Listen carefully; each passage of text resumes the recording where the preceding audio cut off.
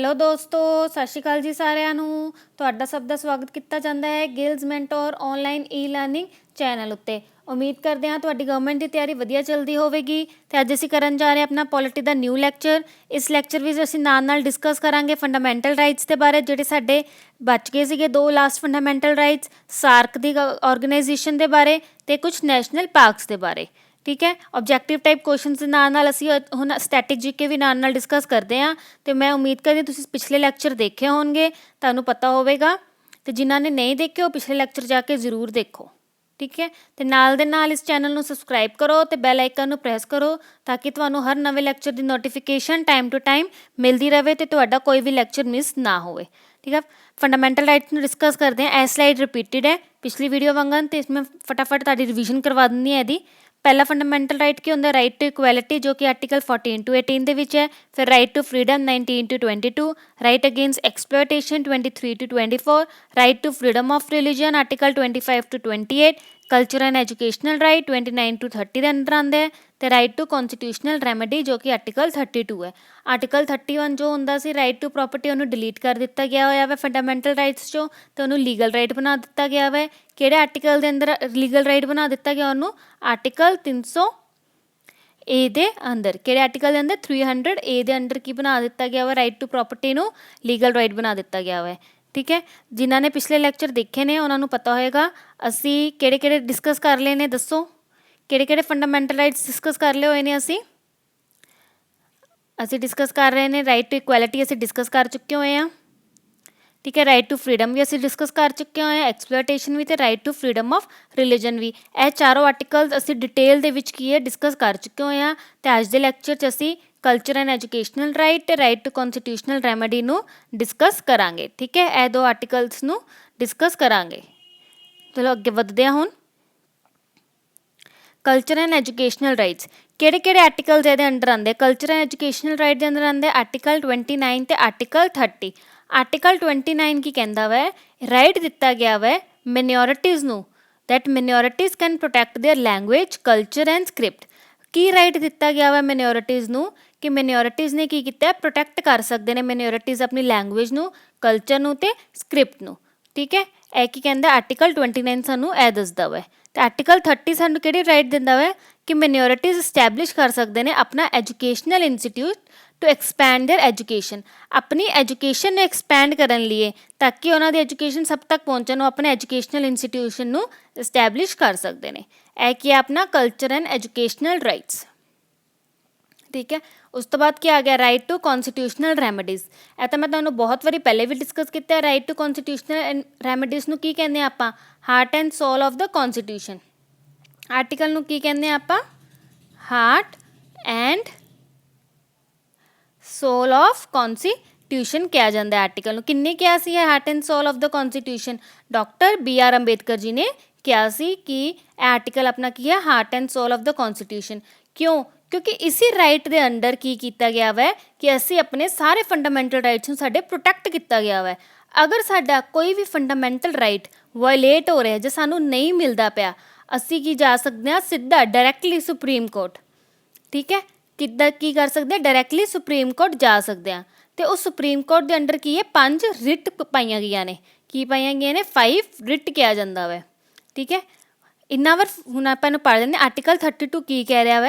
If our fundamental rights are violating, then we can directly move to Supreme Court under Article 32। ਠੀਕ ਹੈ, ਇਹ ਤੁਹਾਨੂੰ ਮੈਂ ਸਮਝਾਤੀ ਇਹ ਚੀਜ਼। ਇਹ ਆਰਟੀਕਲ ਨੂੰ ਕੀ ਕਿਹਾ ਜਾਂਦਾ? Heart and soul of the ਕੌਨਸਟੀਟਿਊਸ਼ਨ ਕਿਹਾ ਜਾਂਦਾ ਵਾ। ਅਤੇ ਸੁਪਰੀਮ ਕੋਰਟ ਕੀ ਕਰ ਸਕਦੀ ਹੈ? ਆਰਡਰਸ ਦੇ ਸਕਦੀ ਹੈ ਜਾਂ ਰਿਟ ਦੇ ਸਕਦੀ ਹੈ ਐਨਫੋਰਸਮੈਂਟ ਕਰਨ ਲਈ ਆਪਣੇ ਫੰਡਾਮੈਂਟਲ ਰਾਈਟ ਨੂੰ। ਹੁਣ ਆਪਾਂ 5 ਰਿਟਸ ਡਿਸਕਸ ਕਰਨ ਜਾ ਰਹੇ ਹਾਂ। ਬਹੁਤ ਇੰਪੋਰਟੈਂਟ ਹੈ, ਧਿਆਨ ਨਾਲ ਸੁਣਨਾ ਅਤੇ ਧਿਆਨ ਨਾਲ ਪੜ੍ਹਨਾ, ਕਿਉਂਕਿ ਇਹਦੇ ਰਿਲੇਟਿਡ ਕੁਐਸਚਨ ਆ ਰਹੇ ਨੇ ਪੇਪਰਾਂ ਦੇ ਵਿੱਚ। ਤੁਸੀਂ ਪਿਛਲੇ ਪੇਪਰ ਦੇਖੇ ਹੋਣਗੇ ਜਿਹੜੇ ਹੁਣ ਹੋਏ ਨੇ ਪਿਛਲੇ 2-3 ਮਹੀਨਿਆਂ ਦੇ ਵਿੱਚ, ਉਹਨਾਂ ਵਿੱਚ ਕੁਐਸਚਨ ਆਏ ਨੇ ਅਤੇ ਅੱਗੇ ਵੀ ਆਉਣਗੇ। ਤੁਹਾਡਾ ਮਾਰਕਫੈਟ ਦਾ ਪੇਪਰ ਆਉਣ ਹੀ ਵਾਲਾ ਹੈ ਜੂਨ ਦੇ ਐਂਡ ਜਾਂ ਜੁਲਾਈ ਦੇ ਫਸਟ ਵੀਕ ਦੇ ਵਿੱਚ। ਜੂਨ ਜੁਲਾਈ ਦੇ ਅੰਦਰ ਤੁਹਾਡਾ ਮਾਰਕਫੈਟ ਦਾ ਪੇਪਰ ਆ ਸਕਦਾ ਹੈ। ਸੋ ਆਪਣੀ ਤਿਆਰੀ ਨੂੰ ਡਟ ਕੇ ਕਰੋ ਅਤੇ ਹਰ ਲੈਕਚਰ ਨੂੰ ਧਿਆਨ ਨਾਲ ਸੁਣੋ। ਠੀਕ ਹੈ, ਪਹਿਲੀ ਰਿਟ ਕੀ ਹੈ? ਹੈਬਸ ਕਾਰਪਸ। ਕੀ ਹੈ ਪਹਿਲੀ ਰਿਟ? ਹੈਬਸ ਕਾਰਪਸ। ਇਹ ਕੀ ਕਹਿੰਦਾ ਵੈ? To have a body. To have a body, ਇਹ ਚੀਜ਼ ਯਾਦ ਰੱਖਣਾ ਜਿਹੜੀ ਮੈਂ ਇਹਨੂੰ ਕਰ ਰਹੀ ਹਾਂ ਨਾ, ਟੂ ਹੈਵ ਅ ਬੋਡੀ। ਇਹ ਕਿਹਦੇ लिए ਕੀਤੀ ਜਾਂਦੀ ਹੈ? ਜਾਂ ਅਸੀਂ ਪਬਲਿਕ ਅਥਾਰਟੀ ਲਈ ਜਾਂ ਫਿਰ ਪ੍ਰਾਈਵੇਟ ਇੰਡੀਵਿਜੂਅਲ ਲਈ ਵੀ ਇਹ ਪਾ ਸਕਦੇ ਹਾਂ। ਪਬਲਿਕ ਅਥਾਰਟੀ ਦਾ ਮਤਲਬ ਕੀ ਹੈਗਾ ਵਾ ਇਹਦੇ ਵਿੱਚ? ਗਵਰਨਮੈਂਟ ਅਫੀਸ਼ੀਅਲ, ਠੀਕ ਹੈ, ਜਿਹੜੇ ਗਵਰਨਮੈਂਟ ਨੂੰ ਲਈ ਕੰਮ ਕਰਦੇ ਨੇ। ਪ੍ਰਾਈਵੇਟ ਜਿਨ੍ਹਾਂ ਲਈ ਕੀ ਹੈ? ਪ੍ਰਾਈਵੇਟ ਲਈ ਕੰਮ ਹੁੰਦਾ ਵਾ, ਠੀਕ ਹੈ। ਇਹ ਕੀ ਇਸ਼ੂ ਕੀਤੀ ਜਾਂਦੀ ਹੈ ਕੋਰਟ ਦੇ ਦੁਆਰਾ to a person who is detained another person and to check the legality and the cause of the detention. ਅਗਰ ਕਿਸੇ ਬੰਦੇ ਨੇ ਦੂਸਰੇ ਬੰਦੇ ਨੂੰ ਕੀ ਕਰਵਾਇਆ? ਗ੍ਰਿਫਤਾਰ ਕਰਵਾਇਆ, ਡਿਟੇਨ ਕਰਵਾਇਆ ਵਾ। ਕੋਰਟ ਕੀ ਕਰਦਾ ਹੈ? ਕੋਈ ਬੰਦਾ ਕੀ ਹੈ? ਰਿਟ ਇਸ਼ੂ ਕਰ ਸਕਦਾ ਹੈ ਕਿ ਕੋਈ ਉਹਦਾ ਕੋਈ ਰਿਲੇਟਿਵ, ਉਹਦਾ ਕੋਈ ਫਰੈਂਡ ਰਿਟ ਦੇ ਸਕਦਾ, ਸਿੱਧਾ ਸੁਪਰੀਮ ਕੋਰਟ ਜਾ ਸਕਦਾ ਹੈ ਕਿ ਇਸ ਬੰਦੇ ਨੇ, ਠੀਕ ਹੈ, ਇੱਕ ਪਰਟੀਕੂਲਰ ਇੰਡੀਵਿਜੂਅਲ ਨੇ ਮੇਰੇ ਸੋ ਐਂਡ ਸੋ ਲਈ ਕੇਸ ਕੀਤਾ ਵੈ ਅਤੇ ਉਹ ਗਲਤ ਹੈ, ਤਾਂ ਕਰਕੇ ਕਿ ਉਹਨੂੰ ਮੈਜਿਸਟਰੇਟ ਦਿੱਤਾ ਜਾਂਦਾ ਤਾਂ ਕਿ ਉਹ ਲੀਗੈਲਿਟੀ ਨੂੰ ਚੈੱਕ ਹੋ ਸਕੇ ਕਿ ਉਹਦੇ ਉੱਤੇ ਲਗਾਇਆ ਇਲਜ਼ਾਮ ਸਹੀ ਹੈ ਕਿ ਗਲਤ ਹੈ, ਠੀਕ ਹੈ। ਸਮਝ ਲੱਗ ਗਈ ਸਾਰਿਆਂ ਨੂੰ? ਹੈਬਸ ਕਾਰਪਸ ਮੇਨ ਪੁਆਇੰਟ ਕੀ ਯਾਦ ਰੱਖਣਾ ਤੁਸੀਂ ਇਹ ਰਿਟਸ ਵਿੱਚ ਜਿਹੜੀਆਂ ਇਹ ਵਾਲੀ ਸੈਂਟੈਂਸਿਸ ਲਿਖੀਆਂ ਹੋਈਆਂ? ਟੂ ਹੈਵ ਅ ਬੋਡੀ, ਠੀਕ ਹੈ, ਅਤੇ ਮਤਲਬ ਪਤਾ ਹੋਣਾ ਚਾਹੀਦਾ ਕਿ ਇਹ ਪਰਸਨ ਟੂ ਪਰਸਨ ਹੁੰਦਾ ਵਾ ਜੋ ਕਿ ਡਿਟੈਂਸ਼ਨ ਲਈ ਹੈ, ਠੀਕ ਹੈ, ਪਰਸਨ ਟੂ ਪਰਸਨ, ਅਤੇ ਮੇਨ ਕੀ ਹੈ? To have a body. Next ਕੀ ਹੈ? ਮੋਮੈਂਡਸ। ਮੋਮੈਂਡਸ ਕੀ ਹੈ? To command, we command, sorry, mandamus ਕੀ ਹੈ? We command. ਇਹ ਸਿਰਫ ਕਿਹਦੇ ਲਈ? ਪਬਲਿਕ ਅਫੀਸ਼ੀਅਲਸ ਲਈ ਹੈ। ਕਿਹਦੇ ਲਈ ਹੈ? ਪਬਲਿਕ ਅਫੀਸ਼ੀਅਲਸ ਲਈ ਹੈ। ਇਹ ਕਿਸ ਲਈ ਹੈ? ਬਾਏ ਅ ਕੋਰਟ ਦਿੰਦੀ ਹੈ ਪਬਲਿਕ ਅਫੀਸ਼ੀਅਲ ਨੂੰ ਜੋ ਕਿ ਫੇਲ ਕਰਤੀ ਹੈ, ਜਿਹਨੇ ਫੇਲ ਕਰਤਾ ਆਪਣੀ ਡਿਊਟੀ ਨੂੰ ਪਰਫੋਰਮ ਕਰਨ ਲਈ। ਜਿਵੇਂ ਕੋਈ ਪਬਲਿਕ ਅਫੀਸ਼ੀਅਲ ਹੈ, ਉਹ ਕਹਿੰਦੇ ਮੈਂ ਨਹੀਂ ਇਹ ਕੰਮ ਕਰਨਾ, ਜਾਓ ਜੋ ਵਿਗਾੜਨਾ ਮੇਰਾ ਵਿਗਾੜ ਦਿਓ, ਮੈਂ ਇਹ ਕੰਮ ਨਹੀਂ ਕਰਦਾ, ਤਾਂ ਅਸੀਂ ਉਹਦੇ ਖਿਲਾਫ ਰਿਟ ਪਾ ਸਕਦੇ ਹਾਂ ਇਹਦੇ ਅੰਦਰ ਕਿ ਇਹ ਪਬਲਿਕ ਅਫੀਸ਼ੀਅਲ ਨੇ ਫੇਲ ਹੋ ਗਿਆ ਵਾ ਆਪਣੀ ਡਿਊਟੀ ਨੂੰ ਪਰਫੋਰਮ ਕਰਨ ਲਈ।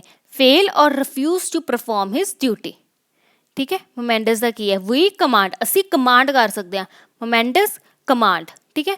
ਪ੍ਰੋਹਿਬਿਸ਼ਨ ਟੂ ਫੋਰਬਿਡ, ਇਹ ਤਾਂ ਬਹੁਤ ਈਜ਼ੀ ਹੈ ਯਾਦ ਰੱਖਣਾ। ਪ੍ਰੋਹਿਬਿਸ਼ਨ ਟੂ ਫੋਰਬਿਡ ਮਤਲਬ ਪ੍ਰੋਹਿਬਿਟ ਕਰਨਾ ਕਿਸੇ ਚੀਜ਼ ਨੂੰ, ਫੋਰਬਿਡ ਕਰਨਾ। ਇਸ਼ੂ ਕਰਦਾ ਹੈ ਹਾਇਰ ਕੋਰਟ ਲੋਅਰ ਕੋਰਟ ਨੂੰ ਜਾਂ ਫਿਰ ਟ੍ਰਿਬਿਊਨਲਸ ਨੂੰ to prevent the lower court from exceeding its jurisdiction. ਅਗਰ ਕੀ ਹੁੰਦਾ ਹੈ, ਜਿਹੜਾ ਲੋਅਰ ਕੋਰਟ ਹੈ ਉਹ ਆਪਣੀ ਪਾਵਰਸ ਜਿੰਨੀਆਂ ਉਹਦੀਆਂ ਹੈਗੀਆਂ ਨੇ ਉਹਨਾਂ ਨੂੰ ਵੱਧ ਕੇ ਯੂਜ਼ ਕਰ ਰਿਹਾ ਹੈ, ਮਤਲਬ ਜੋ ਉਹਨੂੰ ਰਾਈਟ ਦਿੱਤਾ ਗਿਆ ਉਸ ਤੋਂ ਵੱਧ ਕੇ ਆਪਣੇ ਪਾਵਰਸ ਦਾ ਇਸਤੇਮਾਲ ਕਰਨ ਦੀ ਕੋਸ਼ਿਸ਼ ਕਰ ਰਿਹਾ ਹੈ। ਅਤੇ ਕੀ ਹੈ, ਬੰਦਾ ਅਗਰ ਉਹਦੇ ਖਿਲਾਫ ਰਿਟ ਪਾ ਰਿਹਾ ਤਾਂ ਹਾਇਰ ਕੋਰਟ ਕੀ ਹੈ, ਲੋਅਰ ਕੋਰਟ ਨੂੰ ਕਹਿ ਸਕਦੀ ਹੈ ਕਿ ਤੁਸੀਂ ਆਪਣੀ ਪਾਵਰਸ ਦਾ ਸਹੀ ਯੂਜ਼ ਕਰੋ, ਉਹਨੂੰ ਜਿੰਨਾ ਤੁਹਾਨੂੰ ਪ੍ਰੋਵਾਈਡ ਹੈ ਉਹੀ ਕਰੋ, ਉਸ ਤੋਂ ਜ਼ਿਆਦਾ ਨਾ ਕਰੋ ਯੂਜ਼, ਠੀਕ ਹੈ। ਪ੍ਰੋਹਿਬਿਸ਼ਨ ਦਾ ਮਤਲਬ ਕੀ ਹੋ ਗਿਆ? ਟੂ ਫੋਰਬਿਡ। ਸਰਟੀਓਰੀ, ਸਰਟੀਓਰੀ ਕੀ ਹੈ? ਟੂ ਬੀ ਸਰਟੀਫਾਈਡ ਜਾਂ ਟੂ ਬੀ ਇਨਫੋਰਮਡ। ਠੀਕ ਹੈ, ਸਰਟੀਓਰੀ ਸਰਟੀਫਾਈਡ, ਸਰਟੀਓਰੀ, ਠੀਕ ਹੈ। ਟੂ ਬੀ ਸਰਟੀਫਾਈਡ ਵੀ ਕਹਿ ਦਿੰਦੇ ਜਾਂ ਟੂ ਬੀ ਇਨਫੋਰਮਡ। ਕੀ ਇਨਫੋਰਮ ਕੀ ਕਰਨਾ ਹੈ? ਹਾਇਰ ਕੋਰਟ ਲੋਅਰ ਕੋਰਟ ਨੂੰ ਜਾਂ ਆਰਡਰ ਦੇਗੀ ਜਾਂ ਟ੍ਰਾਂਸਫਰ ਕਰ ਦੇਗੀ ਜਿਹੜਾ ਪੈਂਡਿੰਗ ਕੇਸ ਹੈ, ਜਾਂ ਉਹਨੂੰ ਸਕੁਐਸ਼ ਕਰ ਦਿਓ ਕੇਸ ਨੂੰ, ਪੈਂਡਿੰਗ ਕੇਸਿਸ ਨੂੰ, ਠੀਕ ਹੈ। Issued by a higher court to a lower court to transfer the pending case or to squash the case. ਜਾਂ ਤਾਂ ਜਿਹੜੇ ਉਹਦੇ ਪੈਂਡਿੰਗ ਕੇਸ ਉਹ ਟ੍ਰਾਂਸਫਰ ਕਰ ਦੇ ਜਾਂ ਉਸ ਕੇਸ ਨੂੰ ਸਕੁਐਸ਼ ਦਾ ਮਤਲਬ ਕੀ ਹੋਇਆ? ਖਤਮ ਕਰ ਦੇ, ਰੱਦ ਕਰ ਦੇ, ਠੀਕ ਹੈ। ਇਹਦਾ ਮਤਲਬ ਕੀ ਹੋਇਆ ਸਿਟਿਓਰੀ ਦਾ। ਉਸ ਤੋਂ ਬਾਅਦ ਕਿਊਓ ਵਾਰੰਟੋ, ਕਿਊਓ ਵਾਰੰਟੋ, ਵਾਰੰਟੋ ਤੋਂ ਕੀ ਯਾਦ ਰੱਖਣਾ? ਬਾਈ ਵਾਟ ਅਥੋਰਿਟੀ, ਕਿਸ ਅਥੋਰਿਟੀ ਨਾਲ ਤੁਸੀਂ ਇਹ ਜਗ੍ਹਾ ਲਿੱਤੀ ਹੈ, ਤੁਹਾਡੇ ਕੋਲ ਕਿਹੜੀ ਅਥੋਰਿਟੀ ਨਾਲ ਤੁਸੀਂ ਇਸ ਜਗ੍ਹਾ 'ਤੇ ਬੈਠੇ ਹੋ, ਕੀ ਅਥੋਰਿਟੀ ਹੈ ਤੁਹਾਡੇ ਕੋਲੋਂ? ਕਿ ਕੋਰਟ ਇਸ਼ੂ ਕਰਦਾ ਹੈ, ਕੋਰਟ ਇਸ਼ੂ ਕਰਦਾ ਹੈ ਟੂ ਇਨਕੁਆਇਰ ਕਰਦਾ ਵਾ। ਕਿਸ ਲਈ ਇਸ਼ੂ ਕਰਦਾ? ਇਨਕੁਆਇਰ ਕਰਨ ਲਈ about the legality or claim of a public office, ਮਤਲਬ ਕਿਹਦੇ ਲਈ? ਪਬਲਿਕ ਦੇ ਆਫਿਸ ਲਈ। ਕੋਈ ਪਬਲਿਕ ਆਫਿਸ, ਤੁਸੀਂ ਇੱਥੇ ਕਿਉਂ ਬੈਠੇ ਹੋ, ਅਸੀਂ ਇਹ ਚੀਜ਼ ਕੁਐਸਚਨ ਕਰ ਸਕਦੇ ਕਿਸ ਅਥੋਰਿਟੀ ਨਾਲ ਇੱਥੇ ਬੈਠੇ ਹੋ, ਤੁਹਾਨੂੰ ਕਿੰਨੇ ਹੱਕ ਦਿੱਤਾ ਹੈ, ਠੀਕ ਹੈ। ਇਹ ਸੀ ਆਪਣੇ 5 ਰਿਟ, ਕਿਹੜੀਆਂ ਨੇ? ਹੈਬਸ ਕਾਰਪਸ, ਉਸ ਤੋਂ ਬਾਅਦ ਕਿਹੜੀ ਹੈ? ਮੋਮੈਂਡਸ, ਉਸ ਤੋਂ ਬਾਅਦ ਹਾਂਜੀ ਦੱਸੋ ਥਰਡ ਕਿਹੜੀ ਸੀ? ਪ੍ਰੋਹਿਬਿਸ਼ਨ, ਫੋਰਥ ਸਿਟਿਓਰੀ, ਥਰਡ ਕਿਊਓ ਵਾਰੰਟੋ, ਠੀਕ ਹੈ। ਇਹ 5 ਹੈ। ਟੂ ਹੈਵ ਅ ਬੋਡੀ ਕਿਹਨੂੰ ਕਿਹਾ ਜਾਂਦਾ ਹੈ? ਹੈਬਸ ਕਾਰਪਸ। ਟੂ ਫੋਰਬਿਡ, ਪ੍ਰੋਹਿਬਿਸ਼ਨ, ਠੀਕ ਹੈ। ਯਾਦ ਰੱਖਣੀਆਂ ਨੇ ਇਹ ਛੋਟੀ ਛੋਟੀ ਚੀਜ਼ਾਂ, ਕੁਐਸਚਨ ਆ ਜਾਂਦੇ ਨੇ। ਹੁਣ ਆਪਣੇ ਫੰਡਾਮੈਂਟਲ ਰਾਈਟਸ ਕੀ ਹੋ ਗਏ? ਖਤਮ ਹੋ ਗਏ ਅੱਜ, ਅਤੇ ਨਾਲ ਹੀ ਰਿਟਸ ਵੀ ਖਤਮ ਹੋ ਗਈਆਂ। ਅਸੀਂ ਇਸ ਤੋਂ ਪਹਿਲੇ ਕੀ ਡਿਸਕਸ ਕਰ ਚੁੱਕੇ ਹੋਏ ਹਾਂ? Directive principle of state policy ਵੀ ਡਿਸਕਸ ਕਰ ਚੁੱਕੇ ਹਾਂ ਅਤੇ ਫੰਡਾਮੈਂਟਲ ਡਿਊਟੀਜ਼ ਵੀ। ਨੈਕਸਟ ਲੈਕਚਰਸ ਅਸੀਂ 12 ਸ਼ਡਿਊਲਸ ਨੂੰ ਡਿਸਕਸ ਕਰਾਂਗੇ ਡਿਟੇਲ ਵਿੱਚ। ਚਾਹੇ ਆਪਾਂ ਥੋੜ੍ਹੇ ਥੋੜ੍ਹੇ ਵਿੱਚ ਕਰ ਚੁੱਕੇ ਹੋਏ ਹਾਂ ਸ਼ਡਿਊਲਸ ਨੂੰ, ਪਰ ਕੱਲ੍ਹ ਮੈਂ ਤੁਹਾਨੂੰ ਸਾਰਾ ਇਕੱਠੇ ਪ੍ਰੋਵਾਈਡ ਕਰਵਾ ਦਾਂਗੀ ਸ਼ਡਿਊਲ ਵੀ, ਠੀਕ ਹੈ। ਤੁਹਾਨੂੰ ਅਗਰ ਇਹ ਚੀਜ਼ ਪਸੰਦ ਆ ਰਹੀ ਹੈ, ਲੈਕਚਰ ਪਸੰਦ ਆ ਰਿਹਾ, ਇਹਨੂੰ ਲਾਈਕ ਅਤੇ ਸ਼ੇਅਰ ਕਰੋ ਲੈਕਚਰ ਨੂੰ ਵੱਧ ਤੋਂ ਵੱਧ ਮਿਲ ਕੇ ਸਾਰੇ ਬੱਚੇ, ਠੀਕ ਹੈ। ਅੱਗੇ ਵਧੀਆ ਕੁਐਸਚਨ ਸ਼ੁਰੂ ਕਰੀਏ ਅੱਜ ਤੇ। ਚਲੋ, a government is federal or unitary on the basis of relationship between. Government ਕੀ ਹੈ, ਫੈਡਰਲ ਹੈ ਜਾਂ ਯੂਨਿਟਰੀ ਹੈ, ਕਿਸ ਬੇਸਿਸ 'ਤੇ? 3 organs ਆਫ ਬੋਡੀ ਗਵਰਨਮੈਂਟ ਕਹਿੰਦੇ ਆ, centre and state, legislature and executive, constitution and the state. ਕਿਹੜੇ ਬੇਸਿਸ 'ਤੇ ਆਪਾਂ ਗਵਰਨਮੈਂਟ ਨੂੰ ਫੈਡਰਲ ਕਹਿੰਦੇ ਆ? ਕਿਉਂਕਿ ਆਪਣੀ ਗਵਰਨਮੈਂਟ ਕੀ ਹੈ, ਸੈਂਟਰ ਔਰ ਸਟੇਟ ਦੇ ਵਿੱਚ ਡਿਵਾਈਡ ਹੋਈ ਹੈ, ਤਾਂ ਕਰਕੇ ਅਸੀਂ ਉਹਨੂੰ ਕਹਿੰਦੇ ਆ ਫੈਡਰਲ, ਠੀਕ ਹੈ। ਤਾਂ ਕਰਕੇ ਅਸੀਂ ਉਹਨੂੰ ਕੀ ਕਹਿੰਦੇ ਆ, ਫੈਡਰਲ। ਅੱਗੇ ਵਧਦੇ ਹਾਂ। Regarding equality before law, the Indian constitution makes exception in the case of. ਜਿਹੜਾ ਇਕੁਐਲਿਟੀ ਬਿਫੋਰ ਲੋ ਹੈ, ਕਿਹੜਾ ਫੰਡਾਮੈਂਟਲ ਰਾਈਟ ਹੈ? ਆਰਟੀਕਲ 14 ਦੇ ਅੰਦਰ ਆਉਂਦਾ ਹੈ ਨਾ, 14 to 18 ਇਕੁਐਲਿਟੀ ਬਿਫੋਰ ਲੋ। ਕੀ ਕਹਿੰਦਾ, ਕਿਹਨੂੰ ਐਕਸੈਪਸ਼ਨ ਕਿਸ ਕੇਸ 'ਤੇ ਮਿਲੀ ਹੋਈ ਹੈ? ਕਿ ਲੋ ਦੇ ਦ ਪ੍ਰੈਜ਼ੀਡੈਂਟ ਜਾਂ ਗਵਰਨਰ ਨੂੰ ਮਿਲੀ ਹੈ, ਫੋਰਨ ਸੋਵਨਰਸ ਨੂੰ ਮਿਲੀ ਹੈ, ਦ ਇਕੱਲੇ ਪ੍ਰੈਜ਼ੀਡੈਂਟ ਨੂੰ ਮਿਲੀ ਹੈ, ਜਾਂ ਕਿਸੇ ਨੂੰ ਵੀ ਐਕਸੈਪਸ਼ਨਸ ਨਹੀਂ ਮਿਲੀਆਂ ਗਈਆਂ? ਕਿਹਨੂੰ ਮਿਲੇਗੀ ਹੈ? ਪ੍ਰੈਜ਼ੀਡੈਂਟ ਅਤੇ ਗਵਰਨਰ ਨੂੰ ਕੀ ਹੈ, ਇਕੁਐਲਿਟੀ ਬਿਫੋਰ ਲੋ ਦੇ ਵਿੱਚ ਐਕਸੈਪਸ਼ਨਸ ਮਿਲੀਆਂ ਹੋਈਆਂ ਨੇ, ਠੀਕ ਹੈ। ਕੋਈ ਦੱਸ ਸਕਦਾ ਮੈਨੂੰ ਕਿਹੜੀ ਐਕਸੈਪਸ਼ਨਸ ਮਿਲੀਆਂ ਹੋਈਆਂ ਨੇ? ਤੁਸੀਂ ਮੈਨੂੰ ਕਮੈਂਟ ਬਾਕਸ ਵਿੱਚ ਕਮੈਂਟ ਕਰਕੇ ਦੱਸਣਾ ਹੈ ਕਿ ਕਿਹੜੀਆਂ ਐਕਸੈਪਸ਼ਨਸ ਮਿਲੀਆਂ ਹੋਈਆਂ ਗਵਰਨਰ ਅਤੇ ਪ੍ਰੈਜ਼ੀਡੈਂਟ ਨੂੰ, ਕਿਹਦੇ ਅੰਡਰ ਮਿਲੀਆਂ ਨੇ? ਇਕੁਐਲਿਟੀ ਬਿਫੋਰ ਲੋ ਦੇ ਅੰਡਰ, ਠੀਕ ਹੈ। ਤੁਸੀਂ ਮੈਨੂੰ ਕਮੈਂਟ ਬਾਕਸ ਦੱਸਣਾ ਵਾ। ਕੁਐਸਚਨਸ ਦਾ ਆਨਸਰ ਦਿਆ ਕਰੋ। ਜਿਹੜੀ ਸਪੈਸ਼ਲ ਕਲਾਸ ਲਈ ਸੀ, ਜਿਹੜੀ ਤੁਹਾਨੂੰ ਟੈਸਟ ਕਰਵਾਇਆ ਸੀਗਾ, ਹਰਵਿੰਦਰ ਹੈਰੀ ਜੀ ਨੇ ਬਹੁਤ ਅੱਛੇ ਆਨਸਰਸ ਦਿੱਤੇ ਨੇ, ਕਮੈਂਟ ਬਾਕਸ ਵਿੱਚ ਕਮੈਂਟ ਕੀਤੇ ਸੀ। ਉਹਦਾ ਮਤਲਬ ਉਹ ਸਾਰੇ ਲੈਕਚਰਸ ਦੇਖ ਰਹੇ ਨੇ। ਅਗਰ ਕਿਸੇ ਨੂੰ ਵੀ ਕੋਈ ਡਾਊਟ ਹੈ, ਕਮੈਂਟ ਬਾਕਸ ਵਿੱਚ ਕਮੈਂਟ ਕਰੋ, ਅਤੇ ਜ਼ਰੂਰ ਦੇਖੋ ਆਪਣੀ ਜੋ ਤੁਸੀਂ ਪੜ੍ਹਦੇ ਹੋ ਨਾ, ਉਹਨੂੰ ਚੈੱਕ ਜ਼ਰੂਰ ਕਰਿਆ ਕਰੋ ਟੈਸਟ ਦੇ ਕੇ। ਜਿਹੜੇ ਟੈਸਟ ਹੁੰਦੇ ਉਹਨਾਂ ਨੂੰ ਦੇਣ ਦੀ ਕੋਸ਼ਿਸ਼ ਜ਼ਰੂਰ ਕਰਿਆ ਕਰੋ। ਅੱਗੇ ਵਧਦੇ ਹਾਂ। Freedom of speech and expression. ਪਹਿਲੇ ਤਾਂ ਮੈਨੂੰ ਦੱਸੋ ਤੁਸੀਂ freedom of speech and expression ਕਿਹੜੇ ਆਰਟੀਕਲ ਦੇ ਅੰਡਰ ਆਉਂਦਾ ਹੈ? ਤੁਸੀਂ ਮੈਨੂੰ ਕਮੈਂਟ ਬਾਕਸ 'ਚ ਦੱਸੋਗੇ, ਠੀਕ ਹੈ। Are restricted in the constitution on the grounds of. Restrict ਕੀਤਾ ਗਿਆ ਕਿਹੜੇ ਗਰਾਊਂਡਸ 'ਤੇ?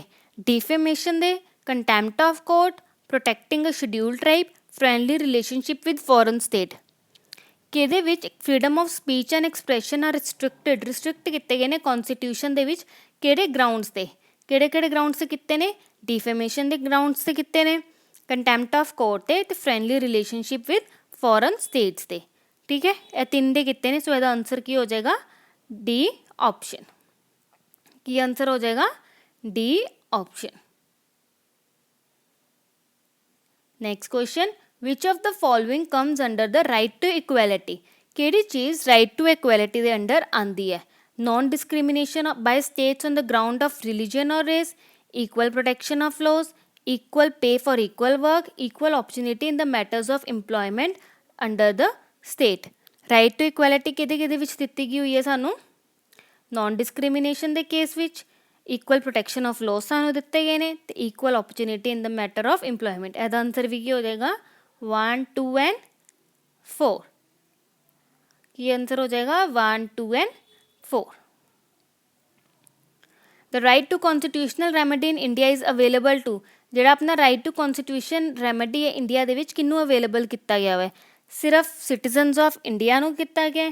all persons in case of infringement of any fundamental right, any person for enforcing any of the fundamental right conferred on all persons and aggravated individual alone। ਕਿਹਨਾਂ ਨੂੰ ਦਿੱਤਾ ਗਿਆ right to constitutional remedy? all persons infringement of any fundamental rights, ਮਤਲਬ ਜਿਨ੍ਹਾਂ ਨੂੰ fundamental rights ਨਹੀਂ ਮਿਲ ਰਹੇ, ਕੋਈ ਵੀ ਬੰਦਾ ਜਾ ਸਕਦਾ ਹੈ ਸੁਪਰੀਮ ਕੋਰਟ ਵਿੱਚ directly. which of the following rights are available to the Indian citizen as well as foreign residing in the Indian territory। ਜਿਹੜੇ ਫੋਰਨਰਸ ਨੇ ਅਤੇ ਇੰਡੀਅਨ ਸਿਟੀਜ਼ਨਸ ਨੇ ਜਿਹੜੇ ਇੰਡੀਅਨ ਟੈਰੀਟਰੀ ਦੇ ਅੰਦਰ ਰਹਿ ਰਹੇ ਨੇ, ਕਿਹੜੇ ਕਿਹੜੇ ਰਾਈਟਸ ਦਿੱਤੇ ਗਏ ਨੇ? Culture and educational rights, right to freedom of religion, right against discrimination by the sex on the grounds of religion, race, caste, sex or place of birth, right to personal liberty। ਕਿਹੜੇ ਕਿਹੜੇ rights ਦਿੱਤੇ ਗਏ ਨੇ? ਹਾਂਜੀ, ਇਹ ਮੈਂ ਤੁਹਾਨੂੰ detail 'ਚ ਕਰਾਇਆ ਹੋਇਆ ਵਾ। ਇਹਦਾ ਆਨਸਰ ਤੁਸੀਂ ਮੈਨੂੰ ਕਮੈਂਟ ਬਾਕਸ ਕਮੈਂਟ ਕਰਕੇ ਦੱਸੋਗੇ, ਕਿਉਂਕਿ ਮੈਂ ਤੁਹਾਨੂੰ ਕੀ ਹੈ ਡਿਟੇਲ ਵਿੱਚ ਇਹ ਚੀਜ਼ ਕਰਵਾ ਚੁੱਕੀ ਹੋਈ ਹਾਂ। ਫਸਟ ਸਲਾਈਡ ਦੇ ਵਿੱਚ ਲਿਖਿਆ ਹੋਇਆ ਵਾ ਕਿਹਨੂੰ ਕਿਹਨੂੰ ਰਾਈਟਸ ਮਿਲਣਗੇ, ਠੀਕ ਹੈ। ਦੱਸਣਾ ਜ਼ਰੂਰ, ਜਿਹਨੂੰ ਨਹੀਂ ਪਤਾ ਲੱਗ ਰਿਹਾ ਉਹ ਪੁੱਛਣਾ ਜ਼ਰੂਰ, ਠੀਕ ਹੈ। जिन्हों नहीं पता लगता पुछण 'च कोई घबराहट ना रखा करो, कमेंट बॉक्स कमेंट कराया करो। अगला क्वेश्चन करते हैं। मैं एक बार कह रही हाँ, जो लैक्चर पसंद आ रहा लाइक तो शेयर जरूर करो। लाइक तो शेयर करन 'च कंजूसी ना करो, तो कोई पैसे नहीं लगते है, ठीक है। Which statements are not correct regarding the fundamental right, कि स्टेटमेंट करैक्ट नहीं है फंडामेंटल राइट नूं लैके। Some of these rights are not available to armed force, they are automatically suspended when an emergency is proclaimed by the president. The president alone can decide upon modifying their application to the armed force. They can not be amended as they form a basic feature of the constitution.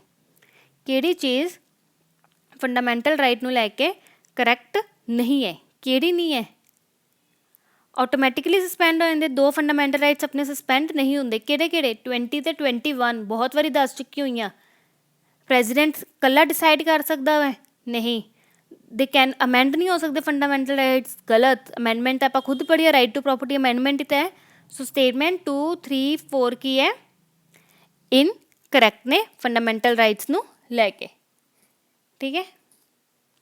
वैसे तो इन्हों के answers तुहानूं आंदे होने चाहिए, क्योंकि fundamental rights आप 3 लैक्चर हो गए डिस्कस कर रहे हैं, अज खत्म होए ने 3 लैक्चर्स। जिन्होंने नहीं डिटेल पढ़े वो पिछले 3 लैक्चर्स नूं जरूर देखो, लैक्चर 10 तो लैक्चर 9 तो अज की है लैक्चर 11। ये तीनों लैक्चर्स देखो, फंडामेंटल राइट के रिलेटेड तुहाडे सारे क्वेश्चन कवर करते हैं, इन्हां विच तुहानूं डिटेल विच एक्सप्लेन कर दिता गया है। अगे consider the following. Article 20 of the constitution of India lays down that no person shall be deprived of his life and personal liberty except according to the procedure established by law.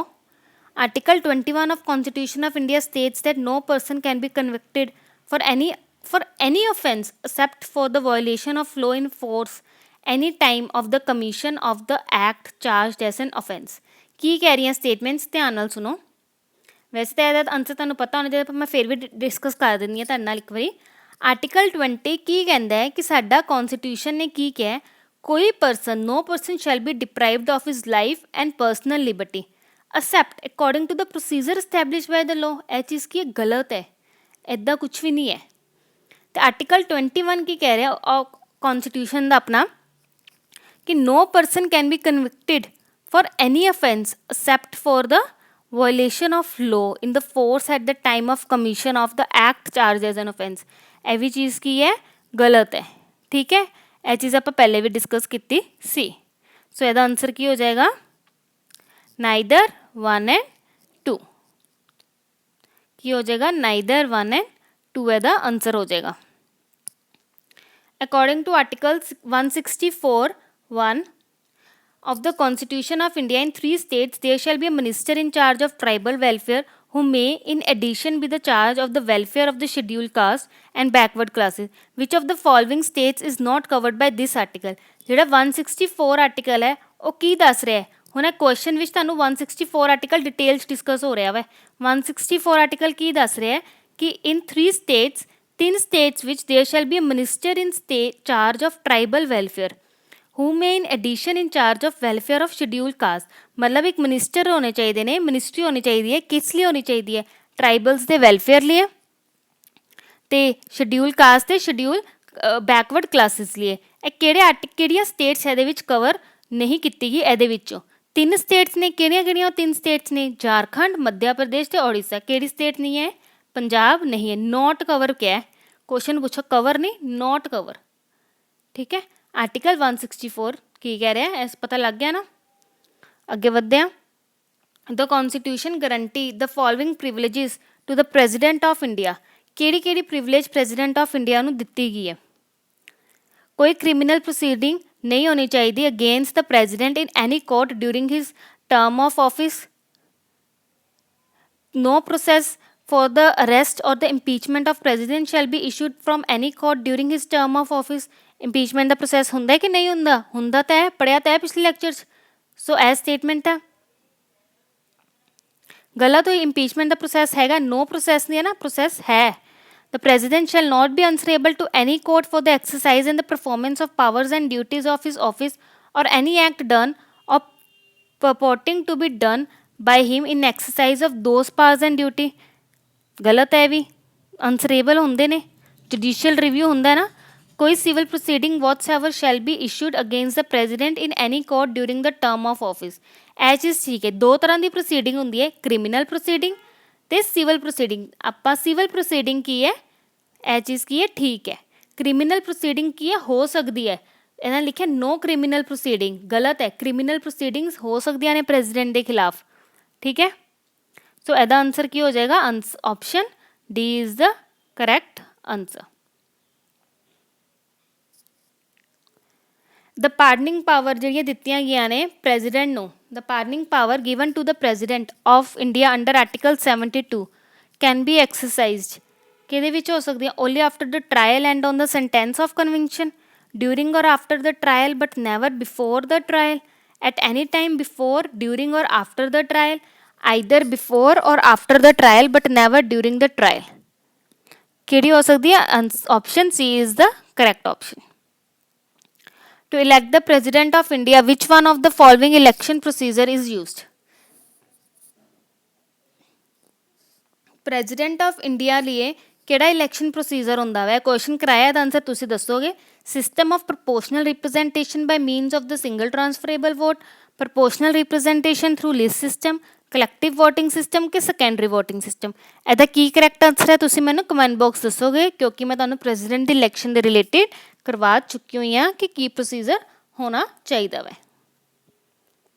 ਠੀਕ ਹੈ। If the president returns a bill sent to him for his asset and the parliament once again passes the bill in its original form, ਤਾਂ president ਕੀ ਕਰੇਗਾ। Question ਕੀ ਕਹਿ ਰਿਹਾ, ਅਗਰ president ਕੋਲੋਂ bill ਆ ਗਿਆ ਐਸੈਂਟ ਲਈ, ਮਤਲਬ ਐਸੈਂਟ ਕੀ ਹੁੰਦਾ, ਯੈਸ ਔਰ ਨੋ ਕਰਨ ਲਈ, ਤੇ ਪਾਰਲੀਮੈਂਟ ਨੇ ਉਹ ਬਿੱਲ ਨੂੰ ਵਾਪਿਸ ਭੇਜਤਾ, ਸੌਰੀ ਪ੍ਰੈਜ਼ੀਡੈਂਟ ਨੇ ਉਹ ਬਿੱਲ ਨੂੰ ਪਾਰਲੀਮੈਂਟ ਨੂੰ ਵਾਪਿਸ ਭੇਜਤਾ। ਸਪੋਜ਼ ਕਰੋ ਪ੍ਰੈਜ਼ੀਡੈਂਟ ਕੋਲੋਂ ਇੱਕ ਬਿੱਲ ਆਇਆ ਪਾਰਲੀਮੈਂਟ ਦੀ ਤਰਫ ਤੋਂ, ਇਹਨੂੰ ਆਪਣੀ ਅਸੈਂਟ ਦੇਣ ਨੂੰ ਕਿ ਯੈਸ ਜਾਂ ਨੋ ਕਰੋ, ਮਤਲਬ ਯੈਸ ਕਰੋਗੇ ਤਾਂ ਪਾਸ ਹੈ, ਨੋ ਕਰੋਗੇ ਤਾਂ ਨਹੀਂ ਪਾਸ। ਤੇ ਪ੍ਰੈਜ਼ੀਡੈਂਟ ਨੇ ਕੀ ਕੀਤਾ, ਉਹ ਬਿੱਲ ਨੂੰ ਪਾਰਲੀਮੈਂਟ ਨੂੰ ਦੁਬਾਰਾ ਭੇਜਤਾ, ਠੀਕ ਹੈ। ਤੇ ਪਾਰਲੀਮੈਂਟ ਨੇ ਉਹ ਬਿੱਲ ਫਿਰ ਤੋਂ ਪਾਸ ਕਰਕੇ ਪ੍ਰੈਜ਼ੀਡੈਂਟ ਨੂੰ ਭੇਜਤਾ, ਉਸੇ ਫਾਰਮ ਵਿੱਚ, ਬਿਨਾਂ ਕੋਈ ਚੇਂਜ ਕੀਤੇ ਨਾ, ਉਸੇ ਫਾਰਮ ਵਿੱਚ ਭੇਜਤਾ। ਤਾਂ ਪ੍ਰੈਜ਼ੀਡੈਂਟ ਕੀ ਕਰੂਗਾ।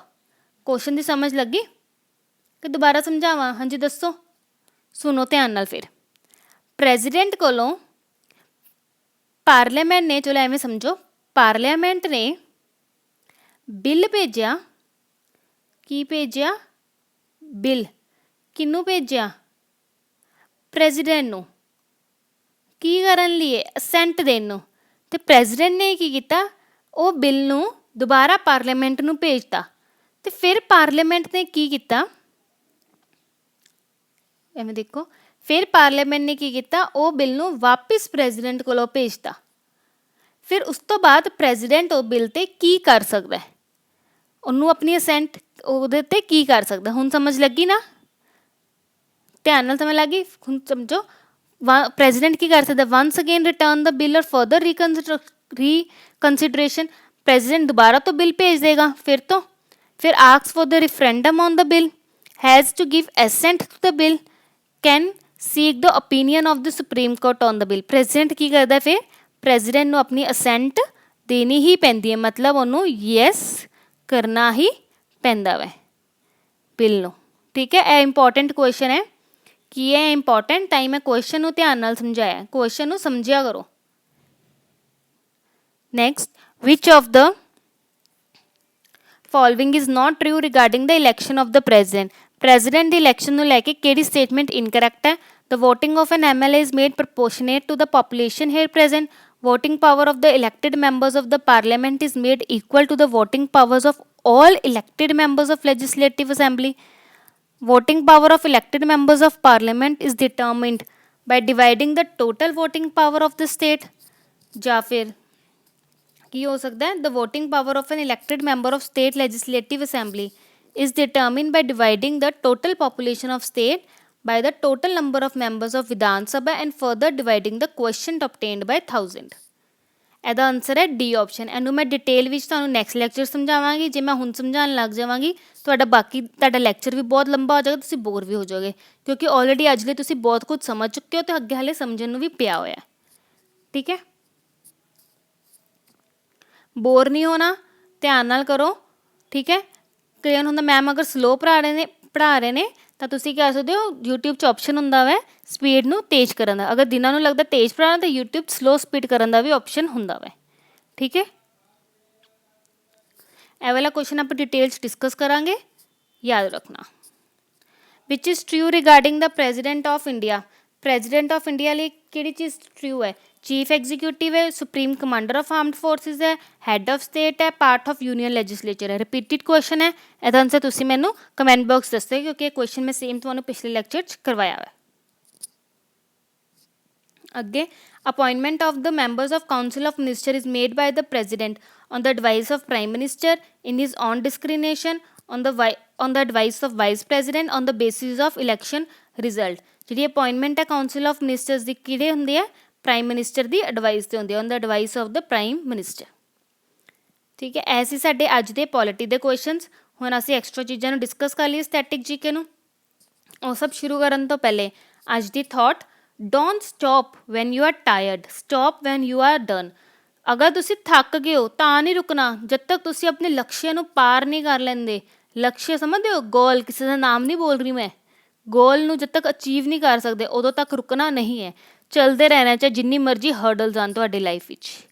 ठीक है, हुण तुहानूं मैं की करा चुकी हैं चीज़ां, तुसीं रिवाइज़ करनियां ने। ब्रिक्स की हुंदा है? BIMSTEC, Asian Games, Olympic Games, national park in Assam, Sikkim and Meghalaya. ਇਹ ਚੀਜ਼ਾਂ ਬਾਰੇ ਤੁਸੀਂ ਰਿਵਾਈਜ਼ ਜ਼ਰੂਰ ਕਰਨਾ ਵਾ ਆਪਣੇ ਨੈਕਸਟ ਲੈਕਚਰ 'ਚ, ਇਹਨੂੰ ਰਿਵਾਈਜ਼ ਕਰਕੇ ਰੱਖਣਾ ਵਾ। ਠੀਕ ਹੈ, ਜਿਨ੍ਹਾਂ ਨੂੰ ਨਹੀਂ ਪਤਾ, ਬ੍ਰਿਕਸ ਤੇ ਬਿਮਸਟੈਕ ਤੁਹਾਡੇ ਬ੍ਰਿਕਸ ਡਿਸਕਸ ਕੀਤਾ ਹੋਇਆ ਤੁਹਾਡੇ ਪੋਲਿਟੀ ਦੇ 10th ਲੈਕਚਰ ਵਿੱਚ, ਬਿਮਸਟੈਕ ਡਿਸਕਸ ਕੀਤਾ ਹੋਇਆ ਤੁਹਾਡੇ ਮੀਡੀਵੀਅਲ ਹਿਸਟਰੀ ਦੇ 3rd ਲੈਕਚਰ ਵਿੱਚ, Asian games, Olympic games discuss किए हुए ने। एक स्पैशल क्लास जिहड़े लिखिया होएगा जिथे स्पैशल क्लास जिहदे विच तुहाडा टेस्ट भी सीगा, उहदे विच डिटेल विच डिस्कस किया होया वा। ठीक है, कदों हुई, फर्स्ट गेम कदों हुई, कित्थे हुई, हर चीज़ डिस्कस की गई है चीज़ों बारे। तो नैशनल पार्क असम, सिक्किम, मेघालय, असम वाला डिस्कस किया होया जिथे तुहाडी ब्रिक्स है, बिम्सटैक वाला असम ते सिक्किम ते मेघालय दे नाल। ठीक है, जिन्हां नूं नहीं मिलती भी सीरीज़, गिल्स मैंटोर दे यूट्यूब चैनल ते जाओ, प्लेलिस्ट बनी हुई है 1500 जीके न्यू सीरीज़ की, ਉਹਦੇ ਵਿੱਚ ਪਏ ਹੋਏ ਨੇ ਲੈਕਚਰਸ।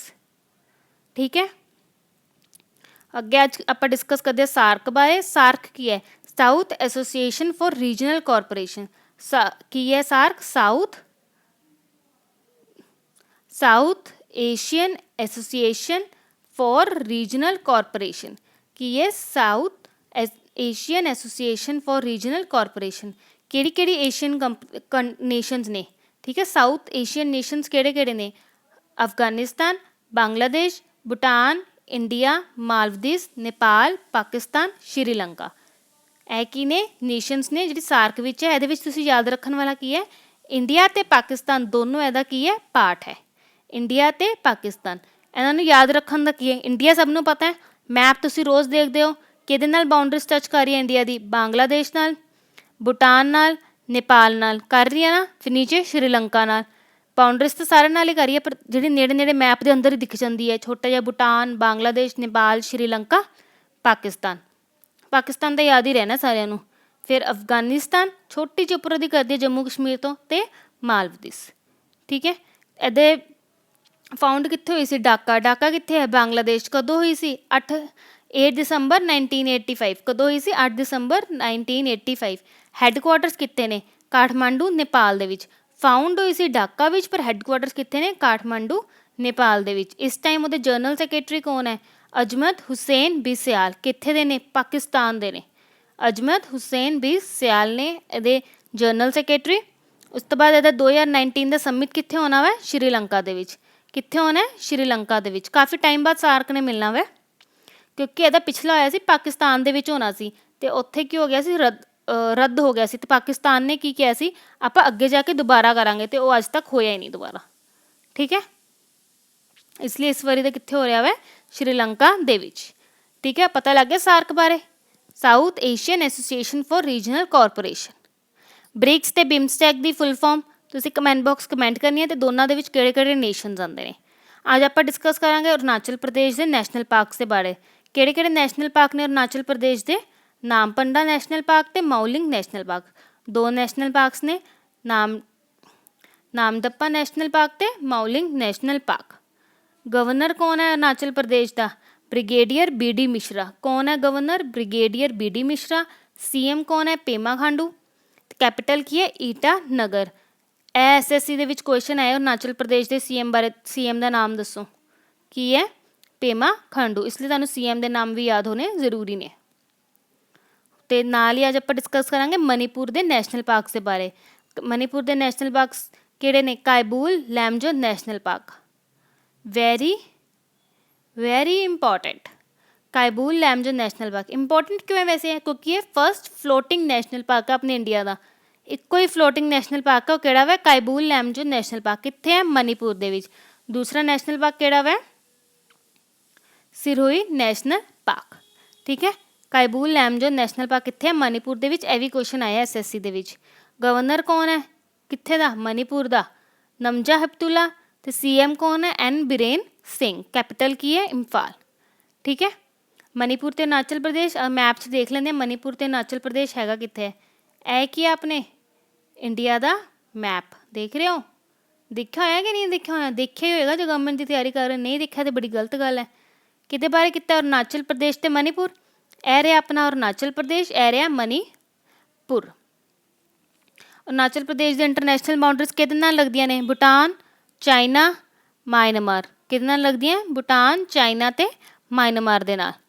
ਠੀਕ ਹੈ, ਇਹ ਕੀ ਹੈ, ਭੂਟਾਨ, ਇਹ ਉੱਪਰ ਚਾਈਨਾ ਹੈ।